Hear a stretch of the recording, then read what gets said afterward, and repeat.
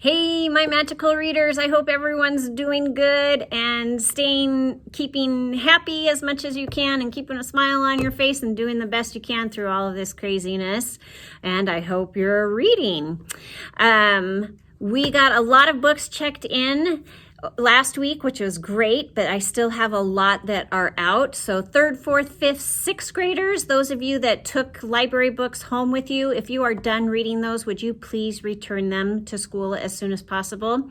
The school doors are closed now, but you can drop your library books off between 11:30 a.m. and 1 p.m. Out front, you'll see Mrs. Goodrich and Mrs. Willard handing out lunches during that time. And you can just drive up and hand your library books to them and they will get those to me. That would be great. If you're still reading a book and you want to hold on to it for a little while longer to finish it, that's fine. That's not a problem. Just as soon as you finish it, bring it back. Also, we went through the classes and gathered up a lot of the library books, and there were 2 books from the upper floor that were checked out from a public library. So 4th graders and 5th graders, if either of these books belong to you, would you contact me so that I can get these books to you and you can finish reading them? Or if you'd like me to drop them off at the public library, I can do that too. But just want to make sure those get to who they belong to. So you can email me at jbporter@graniteschools.org and let me know if these are yours. All right. And then April is National Poetry Month. And usually in the library, we have some fun with this. Last year, the 5th and 6th graders did what we called blackout poetry, where we took old books that we were getting rid of, and I gave them a page, and they would black out words from that page and leave a few other words showing that created a poem, and it was kind of fun. So if you have some old books that you're getting rid of and you want to try blackout poetry, there's an idea for you. Check with your parents first, though, before you start marking up books. And then I think last year with 3rd and 4th graders, we did acrostic poems, which are really fun. You take a word that goes up and down, and then with each letter of the word, you create other words that start with that letter and create a poem that way. So there are lots of different ways you can create poems. There are other ways are haiku, free verse, narrative, which tells a story. 6th graders who were studying Shakespeare wrote sonnets. So a sonnet is a 14-line poem. So if you want to do a little research on sonnets, 6th graders, I'm challenging you to write me a sonnet. And I'm challenging everyone to try their hand at writing a poem or at least reading some poetry this month. If you write a poem, send it to me. I'd love to see what you came up with. Again, you can send that to me through my email at jbporter@graniteschools.org. And I would love to read your poems, and maybe I could get you a little prize or something for sending me a poem. Okay, I hope everybody's doing good. I sure miss seeing you. It's a little lonely here without all of you, and makes my job not quite as fun, not seeing your lovely faces. But hang in there. Hopefully we'll get to see each other soon. Have a good week.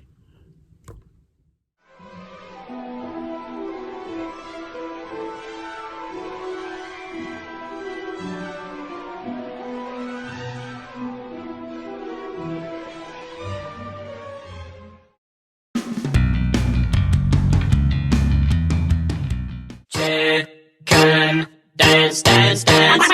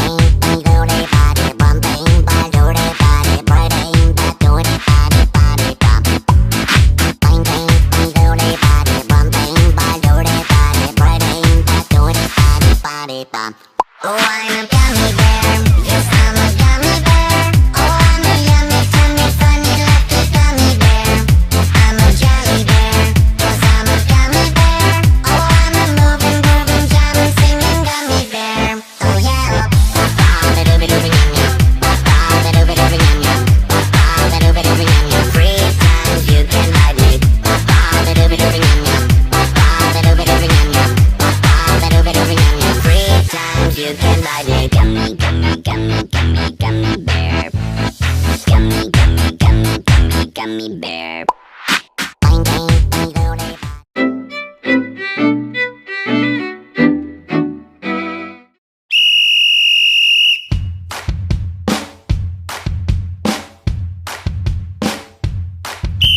Be responsible, be safe, be respectful. Hey, hey, hey! Be responsible, be safe, be respectful.